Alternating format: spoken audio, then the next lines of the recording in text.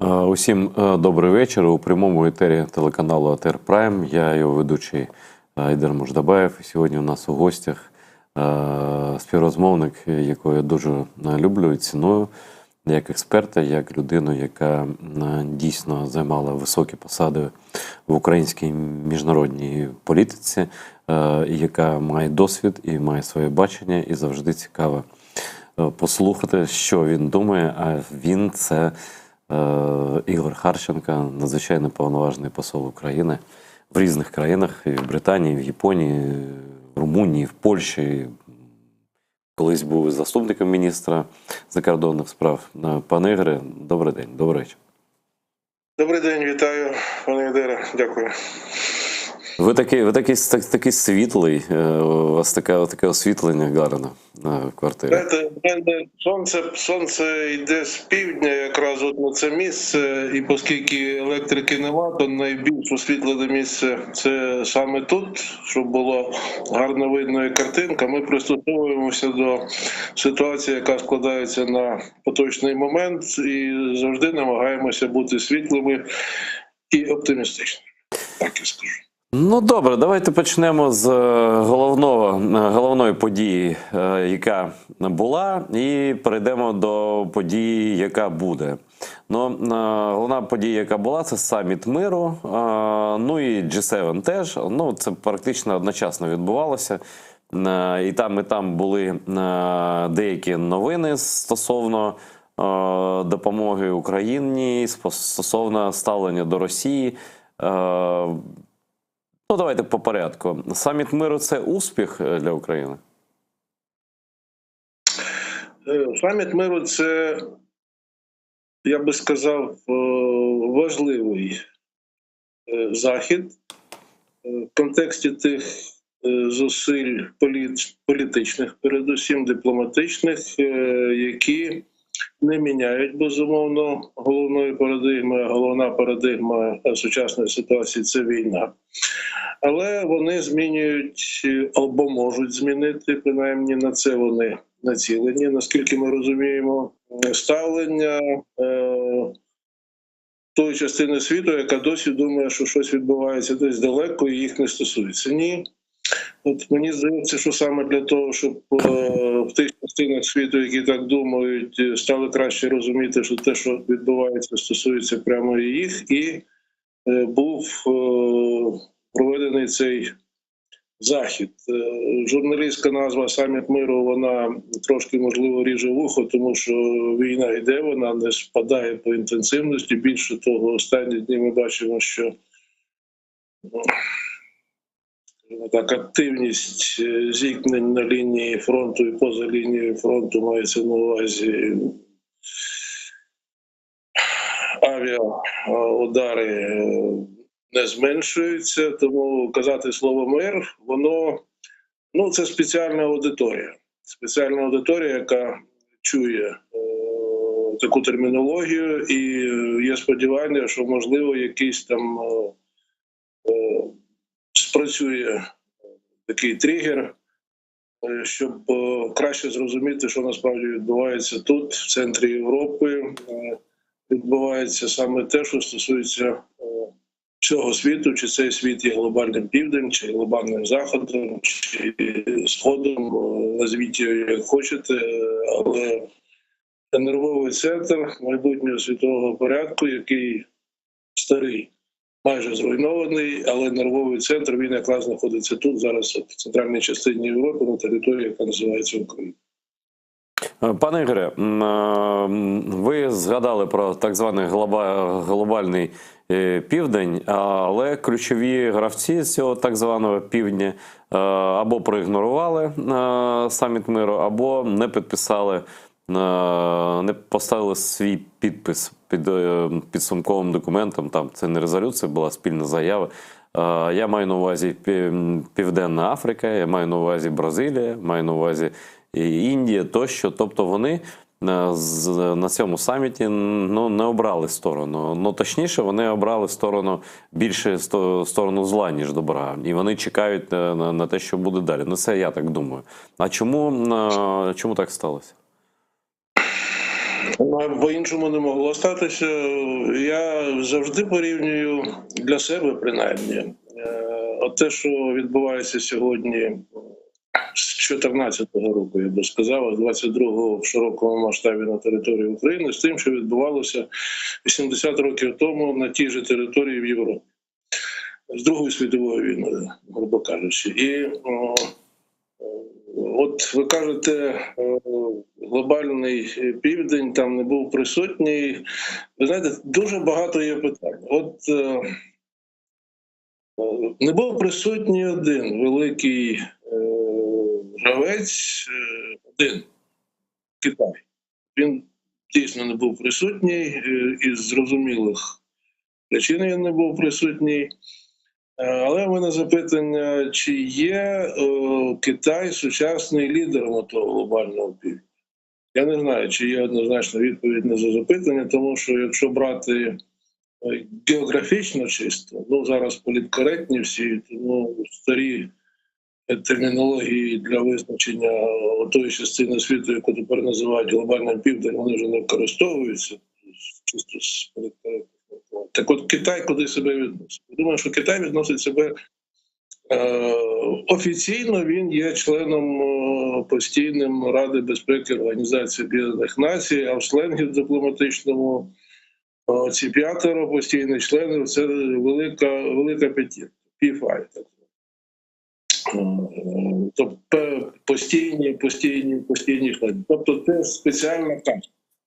От Китай себе тут, я думаю, і відніс, і протягом останніх років Китай, він, не будемо боятися цього говорити, має свою гру. Бо якщо раніше не так помітно було Китай на світовій арені, то десь, можливо, останні років 15 ця роль Китаю стає все помітнішою і помітнішою. І я би не сказав, що ця роль вона дуже багатьом в столицях тих держав, які ми називаємо сьогодні союзниками, що ця роль Китаю подобається в сучасному світі.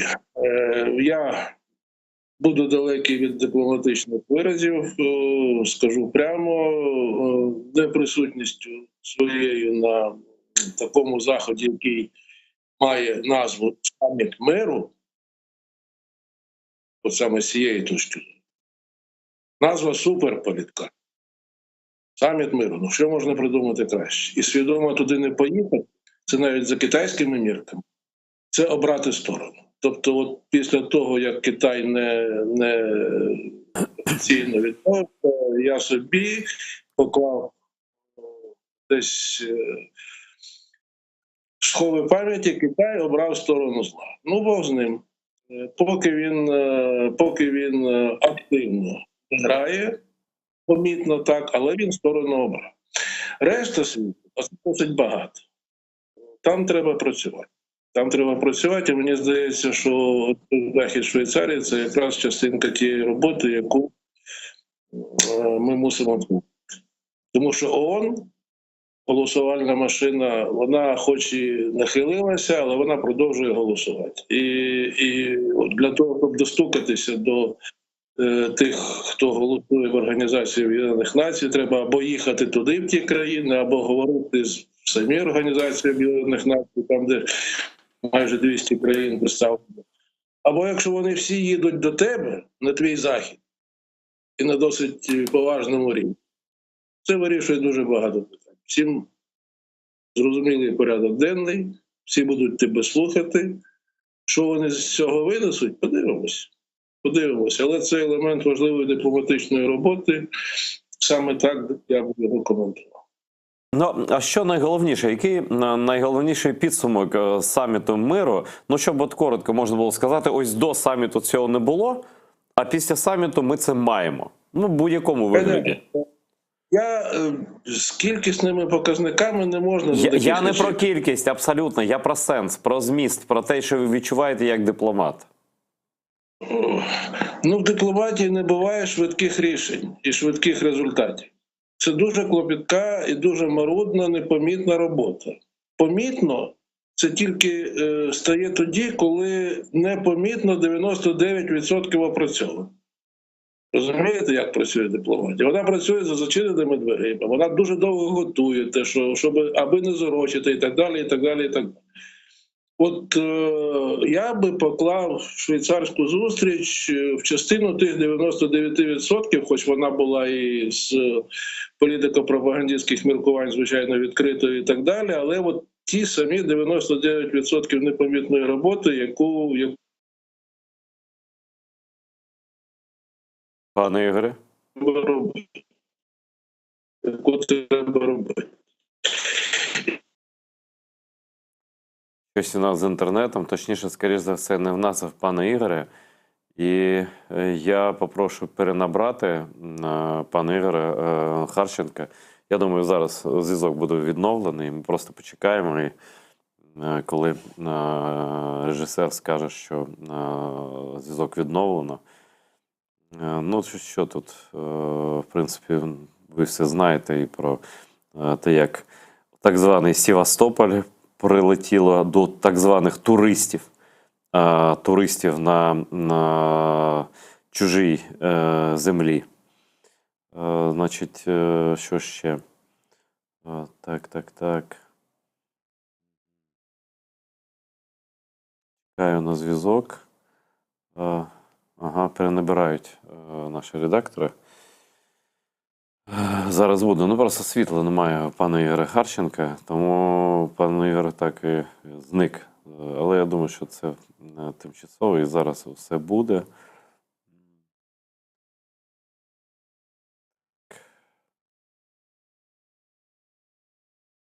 Що тут ще є в нас? Я дійсно вважаю, що саміт миру був потрібним і результативним. Я,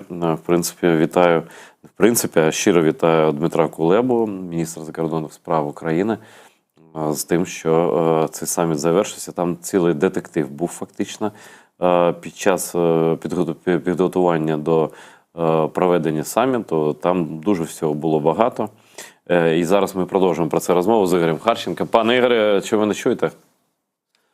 Я чую, перепрошую, вирвався зв'язок. Я почав говорити про те, що жодні політичні документи, жодного саміту не зупинять те, що сьогодні відбувається на території України. Це ми мусимо всі розуміти. Проблема не має політичного вирішення, проблема називається Росія. І те, як вона почала вирішувати цю проблему, сама для себе мусить завершитися так, як воно завершувалося з іншими фашистськими режимами, з Німеччиною і так далі, і тому подібне. Але подивіться на реакцію, яку викликав цей саміт миру саме в Москві. І тоді вам стане зрозуміло, чи добра ця справа, чи ця справа, це звичайно добра справа. Тому що Москва робила все, що тільки можливе, для того, щоб менше поїхало, нижче була представленість. Оці хтось назвав це ультиматумом якраз перед цим заходом з Кремля ми почули. Ну, це реакція нервова, зрозуміла, тобто зачепило за щось. За що? А за те, що прямо з отим самим глобальним півднем, який приїхав, ми можемо розмовляти з того пункту порядку денного, який був визначений давно і на який вони приїхали. І перебити це дуже важко, хоч би як би не хотілося Москві, але не змогли. Тому саме в цьому, але звичайно, чи зробив цей саміт трошки ближчим мир, військові знають відповідь на це. Він зробив ближче тільки те, що буде після того, як завершиться війна. Тому що після того, як завершиться війна, треба буде будувати трошки інший світ. І от в цьому контексті цей саміт миру якраз вписується в ту роботу, яку треба проводити. А скажіть так от коротко, чому колись Ліга Націй виключила Радянський Союз зі свого складу за напад на Фінляндію, яку Радянський Союз так само обґрунтовував?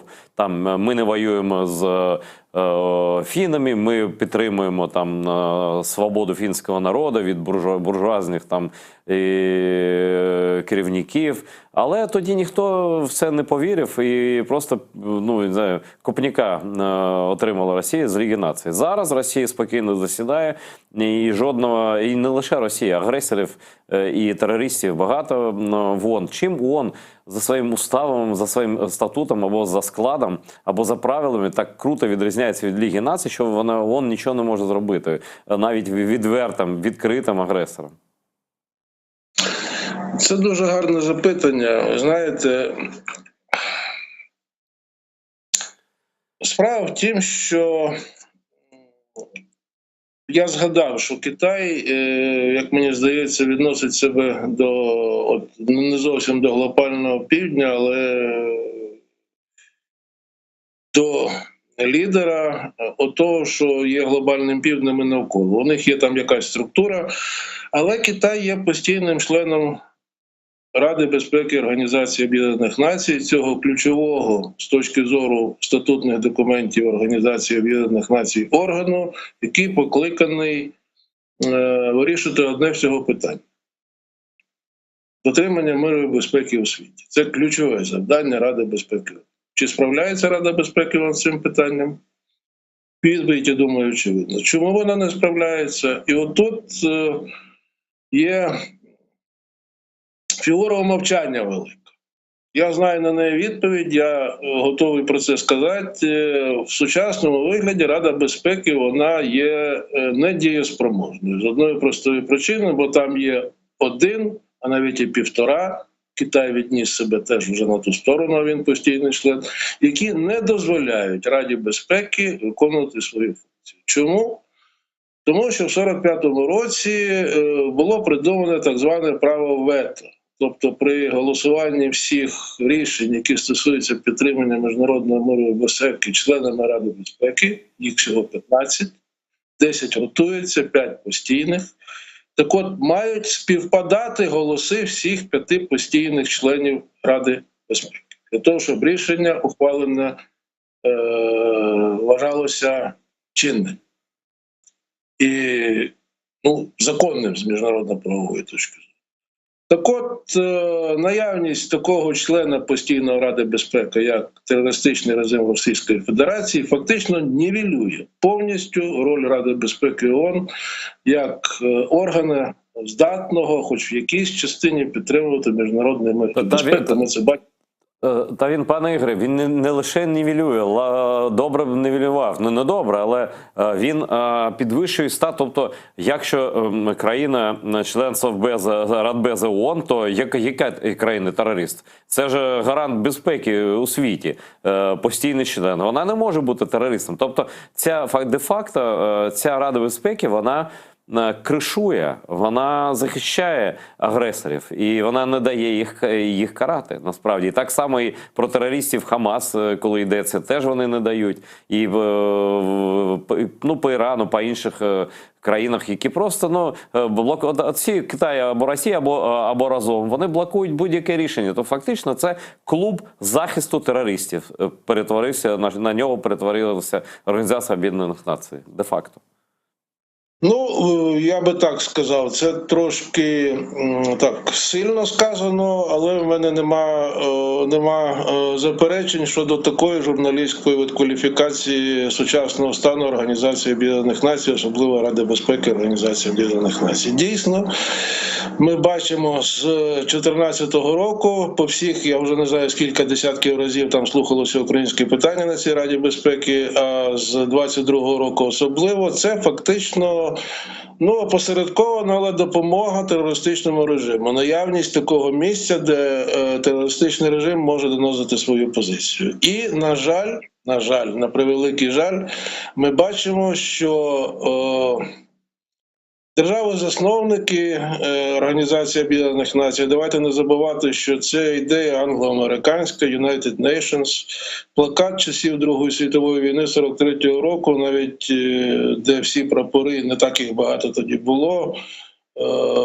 він написав військово-пропагандистський плакат United Nations Fight for Freedom, це якраз після підписання декларації United Nations. Але Не передбачено в статутних документах Організації Об'єднаних Націй можливість, ви згадали те, що викинули Радянський Союз з Ліги Націй. Так, простою більшістю взяли і викинули. Викинути з членства найцікавіше, що Російська Федерація, от її нинішньому вигляді, ви знаєте, що в статуті ООН досі членом є Радянський Союз. Немає Російської Федерації. В 91-му році просто прийшов російський представник, поміняв табличку Радянський Союз на Російську Федерацію. Все. Без жодної процедури. Це величезний прокол і ООНівської служби, і всієї юридичної служби тої ООН, що країна-терорист фактично лівим боком залізла в організацію. Я думаю, що в першу чергу це прокол Сполучених Штатів, які тоді дивилися на те, що відбувається на Росії, з абсолютно необґрунтованим оптимізмом і думали, що вони там побудують якусь демократію, тому все сходило з рук. І сідайте, будь ласка, міняйте табличку, міняйте прапор, сідайте серед нас. Ну ось вони сидять серед нас, і ми бачимо, що цього сидіння ми маємо. До речі, про Америку. Новина. Тут наш глядач прислав новину. Посла Сполучених Штатів Америки викликали в Міністерство закордонних справ РФ через ракетний удар по Севастополю в окупованому Криму 23 червня. У відомстві, ну тобто в російському, заявили, що під час розмови Лін Трейсі повідомили, що подібні дії безкарними не залишаться, і заходи у відповідь обов'язково будуть. Уточнень там щодо характеру дій у відповідь не надали. Ну, тут зрозуміло, що наші партнери не вважають Крим Росією, тому жодних обмежень для ударів по військовій інфраструктурі в Криму немає і не може бути. Але взагалі це просто, ну я не знаю, вони ж звинувачують відверто в цьому, там цей Песков, прес-атташе Путіна, сказав, що це Америка нас обстрілює. Америка обстрілює росіян у Криму, російських туристів і дітей у Криму. Просто прямим текстом. Тобто Україна воює, а викликають посла Сполучених Штатів у Москві. Що це взагалі? Що вони хочуть цим показати? Ну, якщо ми будемо їх слухати і повторювати те, що вони кажуть, в 39-му вони казали, що Фінляндія напала на Совєтський Союз. Так. Ну, от, ви знаєте, треба слухати те, що кажуть серйозні люди.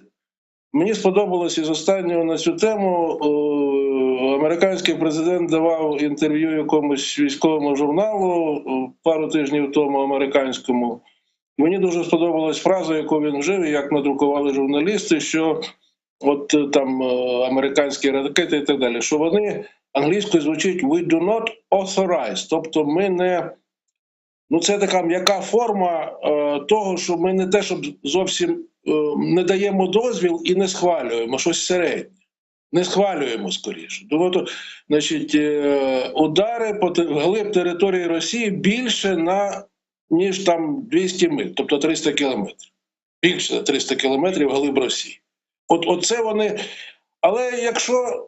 Ви знаєте, другою частиною цього, ну якщо полетить, ну і долетить, але ми не асарайсь, тобто ми тут не при чому. Це називається позиція. Це правильна, хороша позиція. Тому що 2 роки тому і цієї позиції не було. Що мені ще більше всього сподобалося в тому інтерв'ю американського президента, що він спеціально 2 географічні назви вжив в цьому інтерв'ю для того, щоб продемонструвати для тих, хто не розуміє, що вони не authorize, тобто не схвалюють. От Москва і Кремль, ні, ми не схвалюємо. Тільки Москва і Кремль там були. Я аж посміхнувся, коли побачив от саме такі географічні параметри того, чого американці. Тобто, ну це, скажімо так, дипломатичною мовою з уст американського президента сказано «зло отам». От саме тут, в цій частині, в цьому місті і в цій точці, в Москві і в Кремлі. От так би я розшифрував отаке послання американського президента стосовно використання американської зброї. Ну, це мої такі роздуми, тому що раніше ми не чули ні географії, ні кілометрів цих сотень і так далі. Ми трошки в військову тематику влізаємо, але я це не... Ну, знаєте, я навіть приніс отаку плакат англійський часів Другої світової війни. Що ти знаєш, тримай в собі, тому що значить, розмова, яка недбала, вона може привести до втрати життів. Ну, це класика роботи в умовах війни. Журналістська, пропагандистська і так далі. Тому те, що кажуть, кого там вони викликають, I don't care. Я думаю, що американці прекрасно розуміють, що треба робити, якщо вони досі мають свого посла там в Москві з якихось причин. Ну і звертати на це особливу увагу нам зараз, тут, я не думаю, що є великий в цьому сенс.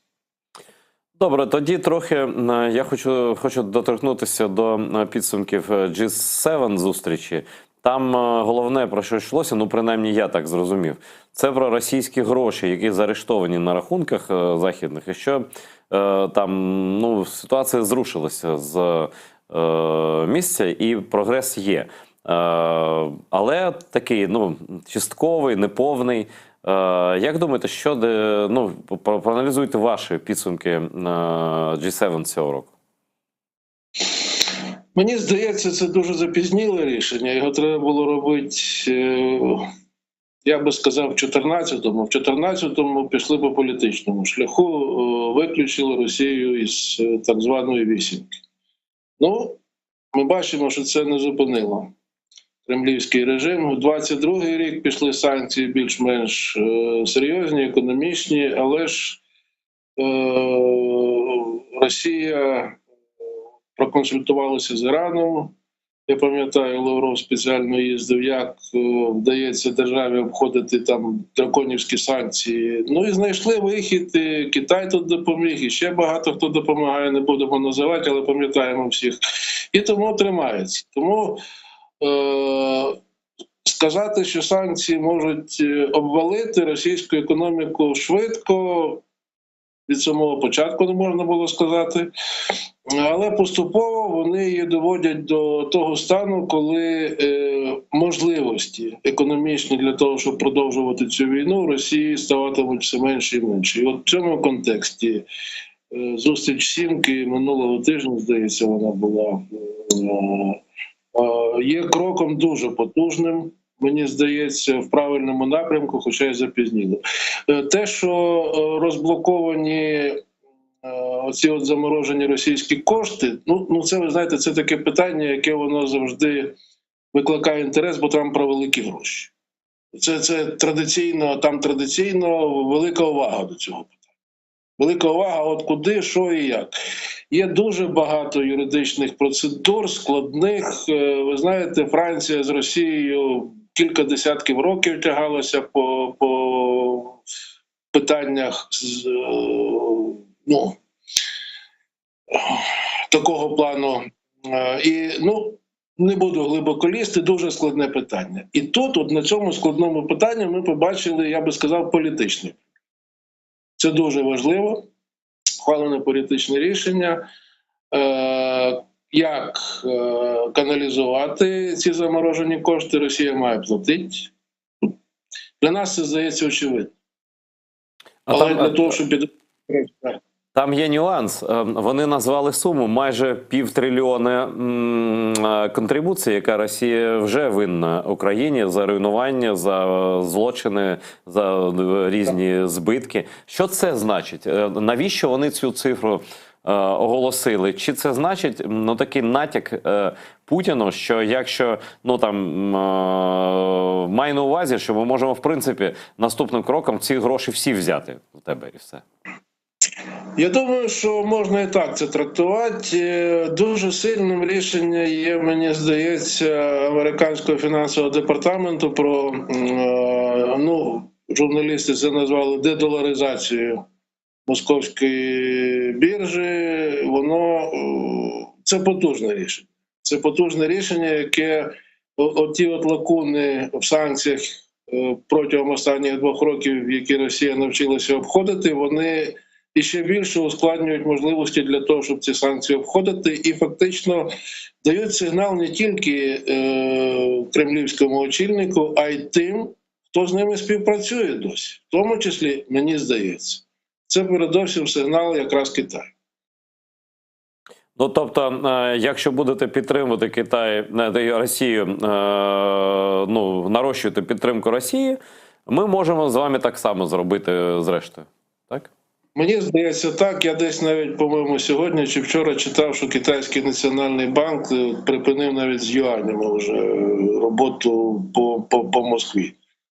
Десь таке у мене в стрічці промайнуло, не знаю, не перевіряв, я не дуже слідкую за економічною, за дуже важливо, але це важливо, тому що Китай – це сьогодні лайфлайн для московського режиму. Це фактично його основний економічний та й політичний, так би мовити, гарант суверенітету – це Китай.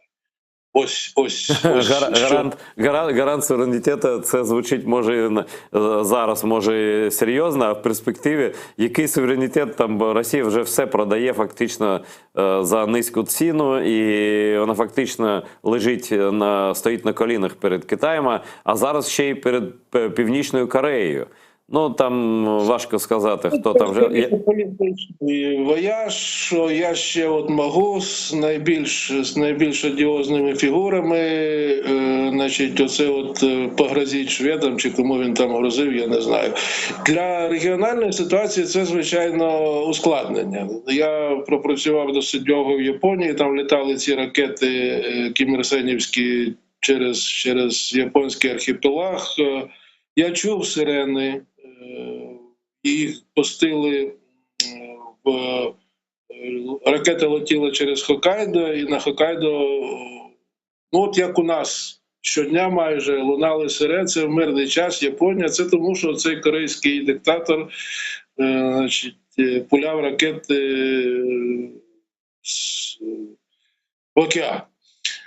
І тому, звичайно, я думаю, в Японії дуже уважно слідкують за цим вивертом путінським, і що з цього може вийти для регіональної ситуації, я думаю, зроблять належні висновки. Південна Корея вже потрошку, по-моєму, робить. От саме на це, як мені здається, і був розрахований передусім політико-пропагандистський меседж кремлівського очільника, що я можу зробити ще гірше от для вас. А більше йому нема чим торгувати. Він торгує війною та страхом. Оце інше цей режим не вміє робити. Ну, будемо сподіватися, що для тих, хто ще не виразив з глобального півдня, такий вояж він дасть багато поживи для роздумів і для правильних висновків. Ну, я думаю, Путін вважає, що для нього така демонстрація єдності зла проти Заходу, вона важлива. Але чи вам не здається, пане Ігоре, що він водночас підставився? Тобто він зв'язав себе відкрито військовим співробітництвом з визнаним терористом в регіоні, з країною, яка не має репутації навіть мінімально прогнозованого партнера, і ну, фактично я не знаю, як це, з парією, так, країною, яку не поважають, а навпаки чекають від Північної Кореї будь-чого поганого і нічого гарного не чекають. І тут знову ж таки Японія, ви сказали, що Південна Корея, і коли вони бачать такий союз у себе під боком, тобто це ж не лише він йому там снаряди передає для того, щоб воювати тут в Україні, а ще він щось їм обіцяє. Обіцяє, напевно, технології, обіцяє, напевно, там якусь зброю, якусь там технологічну, яка прямо загрожує Південній Кореї, Японії і взагалі регіону. А яка може бути реакція нормальних корейців, японців на таку ситуацію, коли вони разом воюють фактично і воюють уже в Європі і погрожують тому регіону? Ось що будуть робити уряди Японії і Південної Кореї? Я думаю, що вони вже роблять. І уряд Японії раніше він зрозумів цю ситуацію і відповідно робить висновки для підсилення своєї безпеки. А південно-корейський уряд, наскільки я бачив по новинах, він отримав дуже гарну поживу для роздумів щодо того, що от його така трошки нейтральна позиція з питань постачання war materials, тобто військових матеріалів для України, вона може бути переглянута вже ближчим часом. Тому що, наскільки я розумію, оця торгівля нестабільністю, страхом і війною, яку Путін розпочав з дійсно одіозного абсолютно місця, це парія, це міжнародний парія, цей режим. Він намагався відновити те, що зупинилося на 38-й паралелі всередині 50-х років корейсько-корейську війну, грубо кажучи. Тобто підштовхував Кіма Третього до того, щоб давай вместе пойдемо в такому плані. І це, звичайно, вже виклик регіональної стабільності. Так. Що я думаю? Я думаю, що от якраз цей пасаж, оце от підштовхування, підливання бензину в той регіон, мені здається, дуже невигідне зараз основному спонсору цього терористичного московського режиму – Китаю. А чому невигідно? Мотивуйте, будь ласка, бо мені от здавалося, або комусь ще може здаватися, що, в принципі, Китай стоїть за спиною Кима, і що він його підштовхує, що... Так. Китай стоїть за спиною Кіма. Фактично без Кіма, без Китаю економіка цієї марксистської чучхе країни, вона взагалі, вона працює тільки на ракети, більше ні на що. Оця економіка, це азіатський варіант сталінізму тільки в кубічній прогресії. Але ж Китай протягом останніх 20 років, він же ж за мир повсюди, він же ж за стабільність. І я не думаю, що Китаю зараз потрібен конфлікт прямо... У Китаю своя проблема, йому до Тайваня готуватися. Як він його буде вирішувати, важко зараз сказати, але от посилювати складні ситуації в регіоні ще одним відновленням ще одного конфлікту, я зовсім не думаю, що це в інтересах Китаю зараз. Китай набагато більш серйозні глобальні перспективи, він думає століттями наперед. Тим паче, що і ситуація зараз в економіці Китаю, наскільки я теж розумію, вона не так, щоб ідеальна зовсім, а це ще одне ускладнення. Не думаю, що зараз Путіну так, йому вже нема куди діватися, грубо кажучи. Тому він готовий йти, я не знаю, до диявола, щоб аби якось зберегти можливість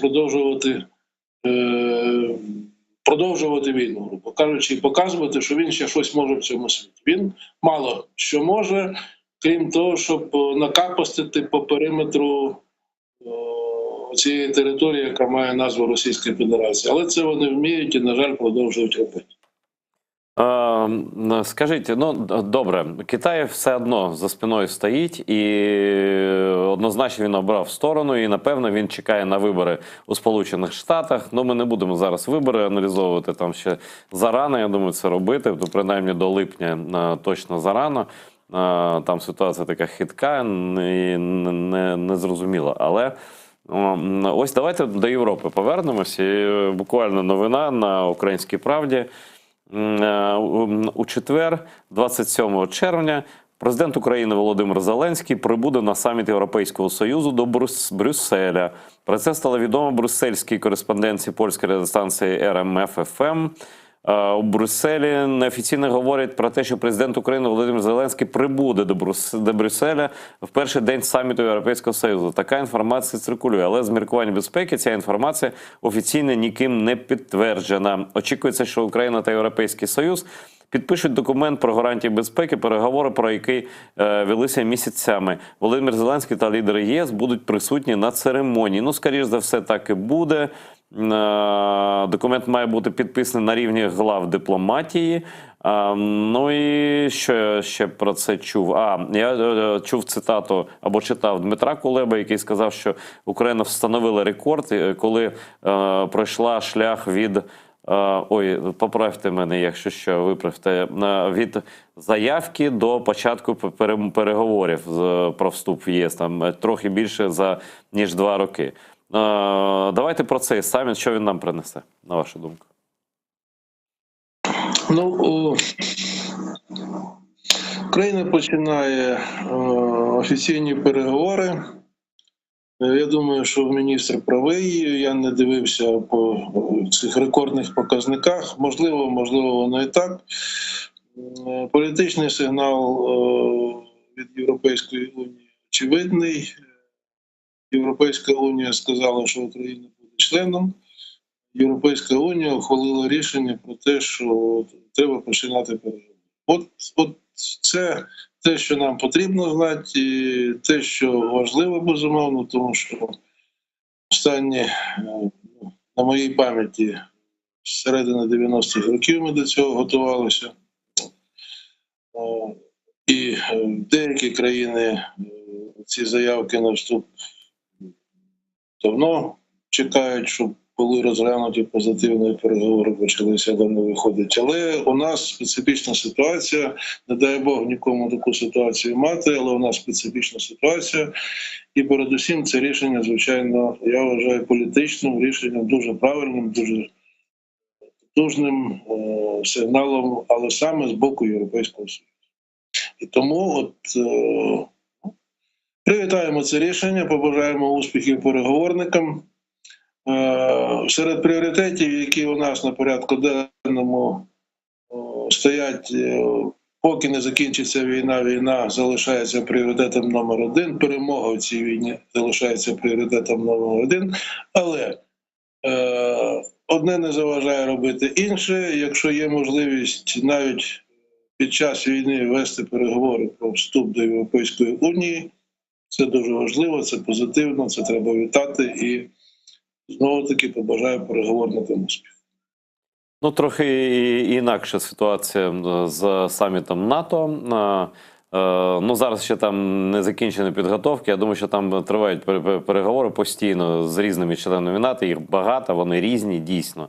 І там є не лише друзі України серед країн НАТО, а такі країни, які вагаються, які теж там під впливом Росії певним чином знаходяться. Саміт відбудеться у Вашингтоні, ну, нібито в столиці НАТО, на території головного члена НАТО і засновника 9-11 липня. Що можна чекати від цього саміту? Договор про Північно-Атлантичний альянс був підписаний у Вашингтоні. Саміт НАТО черговий проходить у Вашингтоні. Він проходить в дуже специфічний період для світової безпеки. Я знаю, що йде робота до засобів масової інформації, то там потрапляють якісь уривки, якісь коментарі. Йде робота. Єдине, що я хотів би побажати всім учасникам цієї роботи – виваженості, мудрості, ухваленні правильних рішень, які можуть бути найправильнішими на поточний момент, який ми матимемо на середину липня 2024 року. Ну, подивимось. Тому що всі держави-члени НАТО прекрасно розуміють ситуацію. Всі. Навіть ті, які, от ви згадали, що ну не те, що під впливом Росії, але ті, які намагаються сидіти на двох стільцях, грубо кажучи. Це дуже важко зараз. Сидіти на двох стільцях, і кінець кінцем воно виходить так, що ти або вже член НАТО і ЄС, або ти вже я перепрошую, і кожного разу виходить, що все-таки це член НАТО і ЄС. Ну, якщо ми імен не називаємо, але знаємо, про кого мова. Ну і крім того, не забуваємо, що рішення політичне про те, що членство України в НАТО буде, воно прийнято аж 15 років. Проблема – це вже не наша проблема. Ми щодня, грубо кажучи, здаємо екзамен по вищому розряду, я би сказав, щодо спроможності України бути з військової точки зору членом НАТО, тут немає жодних заперечень. Але от проблема НАТО, саме НАТО, столиць держав-членів, полягає в тому, коли вони нарешті визріють до того факту, що те рішення бухарестське 15-річної давнини втілити в життя. Про членство України в НАТО. Рішення вже прийнято. Ну, я думаю, так, судячи з того, що триває таке довге обговорення, напевно, вони думають, яким формулюванням сказати так, що Україна буде членом НАТО, щоб не сказати коли. Тому що це говорили 15 років тому. Ви знаєте, я той, хто подавав ще в 2002 році оцими роками, коли вона ще була секретна. Робертсон побачив, каже, а це що, open? Я кажу, ні, поки що не open. Поставши це для службового користування, але заявка, грубо кажучи, де слово членство вперше прозвучало, у 2002 році була передана в штаб-квартиру НАТО мною, тоді заступником міністра закордонних справ. У 2008 чи 2009, коли там був в Бухаресті цей саміт НАТО, рішення, що Ukraine will become a member of NATO, було прийнято. Рішення з точки зору, скажімо так, міжнародно-політичної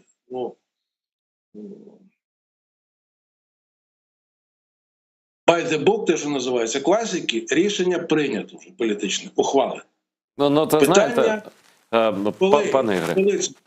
Так. Пане Ігоре, ну рішення прийнято, тобто, ну, якщо це екстраполювати на особисті стосунки, там, милий або мила моя, я тебе люблю, ми колись одружимося, а ніхто не знає коли.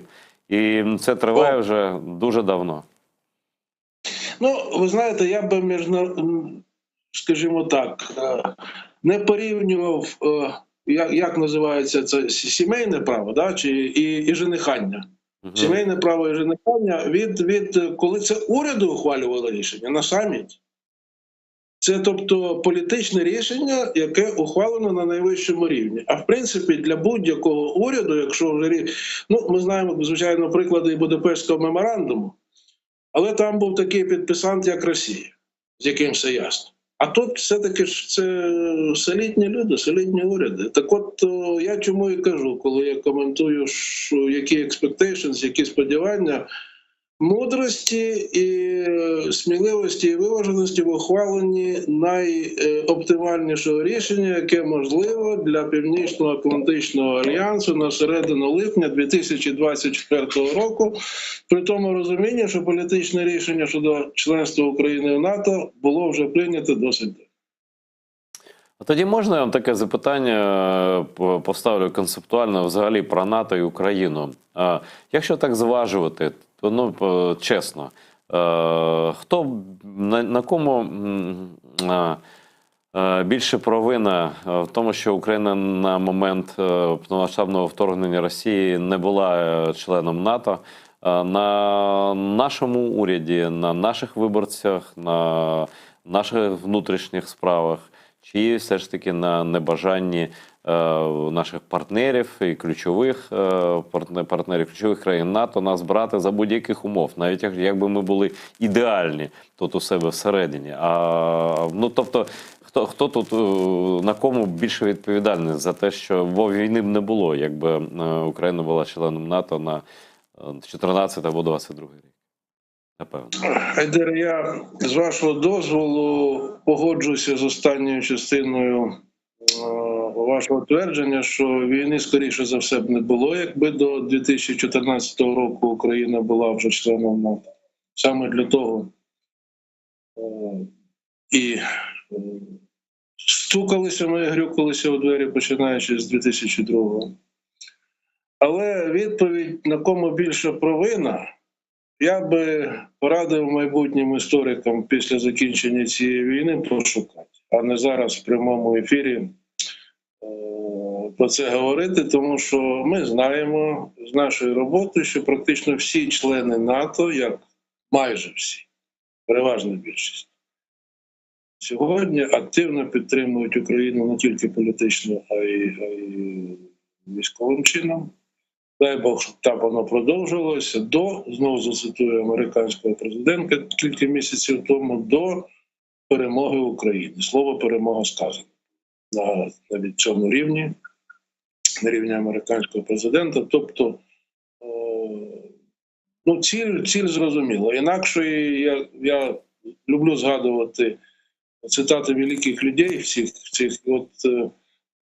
американський же Дуглас Макартур колись сказав, що «In war you have no substitution to victory». Якщо йде війна, то перемогу нічого не може замінити. Ні декларації, я не знаю, ні контрибуції, ні переговори про вступ куди там завгодно.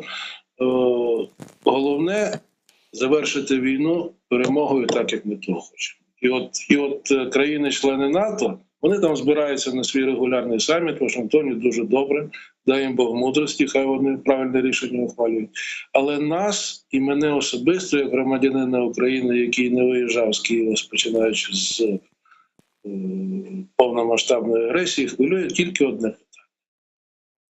Нам треба допомагати настільки, щоб ми могли нарешті цю гадину прибити. Ось оце головний політичний меседж, який ми мусимо щоденно доносити. І ми доносимо, намагаємося його доносити до наших союзників, партнерів по Північно-Атлантичному альянсу. А членом якого ми станемо колись, я думаю. Але хотілося, щоб ми стали так, щоб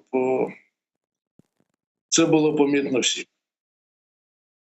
Зрозуміло, пане Ігорі, що ви маєте на увазі, що у нас немає, якщо не воюють інші країни з Росією, крім України, в нас немає, тобто в нас є, але він набагато менший ресурс людський, набагато менше грошей, на жаль, зараз, тому що Росія все ще має, попри санкції, недостатні має, точніше, завдяки недостатнім санкціям, має можливість фінансувати і своїх терористів, і закуповувати зброю, і виробляти зброю. Тобто нам потрібна високотехнологічна зброя, яка має перевагу не в кількості, а в якості, перше. І водночас потрібні снаряди артилерійські, які є розходним матеріалом у цій війні, яких дуже багато треба, і про це ніхто не планував, але здається, що все ж таки на військові рейки буде переведена, частина, принаймні, економіки ключових країн НАТО.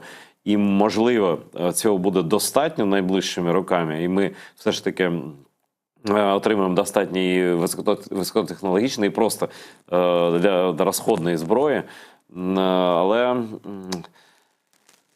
як ви думаєте, там же все ж таки все тримається зрештою на Сполучених Штатах.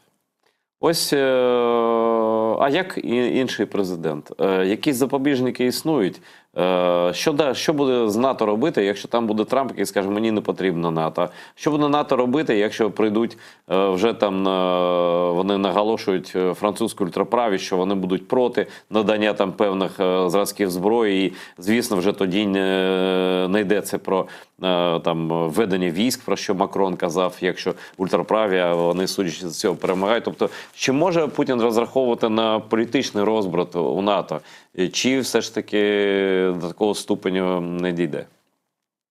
Та він не тільки може розраховувати, він на це і розраховує, він все робить для того, щоб посіяти роздрай серед союзників. Але мені чомусь так здається, от у мене таке відчуття, я б сказав, осмислене і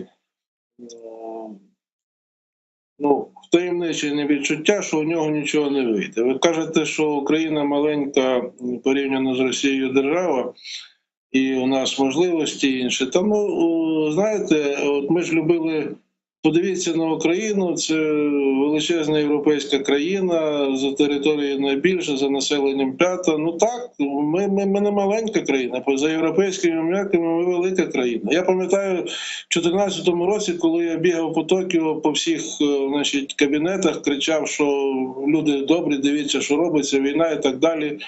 Допомагайте. Так мені один японець каже, та ми ж миролюбна маленька країна, а Росія така. Кажу, ви маленька країна, у вас 125 мільйонів населення, у них 140.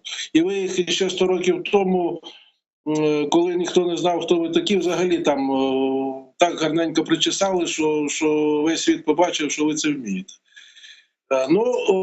Не треба принижувати власних можливостей, ми можемо багато, ми вже робимо багато, а з допомогою таких, хто б там не прийшов. От зараз кажуть, праві приходять. Приходять праві, тому що демократія, вона так працює. От були ці, тепер інші. Англійці мене колись не вчили. Демократія – це коли ти обираєш собі уряд. Отак, дуже просто. От буквально така банальна форма. Ти обираєш собі уряд. Тобто а це у нас в українців. Це те, що от ми збираємося і кажемо, о, цей поганий, давайте оцього. Оце от є народна, грубо кажучи, демократія. Так от, хто би там не прийшов, НАТО як альянс, от НАТО саме в штаб-квартирі в Брюсселі, він нашого питання не вирішить. Всі питання в НАТО вирішують столиці. І от як ми домовимося з усіма столицями членів НАТО, а ми домовляємося, ми підписуємо з ними безпекові угоди. Одні найпотужніші – це, звичайно, американська безпека. З десяток уже більше десятка інших безпекових угод. Те, що на що ще не вистачає сил політичних у частини урядів НАТО, тобто сказати, все, завтра. Але ніколи такого не було, щоб країну в час величезної війни, це означає, от дивіться, з точки зору виборця, країни-члени НАТО, брати зараз Україну і тобто де-факто виконувати це рішення, це означає автоматично вступати у війну з Росією. Чи готові на це уряд? Я не думаю. Нам треба розуміти, нам треба подякувати союзникам за те, що вони роблять, побажати їм, щоб вони це робили швидше і більше, але вимагати неможливо від них зараз. Який політик в здоровому глузді зараз, якщо на тебе ще не падають бомби, грубо кажучи, поведе отаку от політику. Треба це таки розуміти, тому я і кажу, що дай Боже мудрості і правильності у ухваленні рішень на Вашингтонському саміті НАТО всім його учасникам. Ви знаєте, я нещодавно, пане Ігоре, зустрічався з литовським військовим. Він колишній, але колишніх не дуже буває. І він каже, що він спілкується там з військовими Польщі, Німеччини, різними, там, з естонцями, з фіннами. І, власне, в першу чергу з литовцями. Він каже, що армії військові НАТО, принаймні тих країн, таких свідомих натівських країн і послідовних, вони готові до війни з Росією. Вони навіть, як він мені сказав, мріють перевірити свої навички, те, що вони вміють, перевірити свою зброю. І вони бачать, що вони в разі такого зіткнення вони переможуть. Але питання не в них, бо військові вони не можуть схвалювати рішення про війну. І залежить усе від політиків, а вони, звісно, через ті міркування, з тих міркувань, про які ви згадали, не хочуть, тобто робити перший крок. Але, здається, Путін може і не запитати ні в кого, хочуть вони чи не хочуть. Є точка зору, і я з нею, я думаю, що згоден, що рано чи пізно західним політикам, особливо політикам країн членів НАТО, треба буде усвідомити, що рано чи пізно це буде тою реальністю, з якою їм доведеться стикнутися. Не просто надання допомоги Україні, а ну от як кажуть ваші військові, литовські та інші, польські, ну як на якомусь плакаті знов таки з Другої Дякую. світової війни. Дякую, Хай пане так буде. Ігоре. У нас немає часу, на жаль, ми маємо закінчувати. Дякую вам за те, що були з нами сьогодні.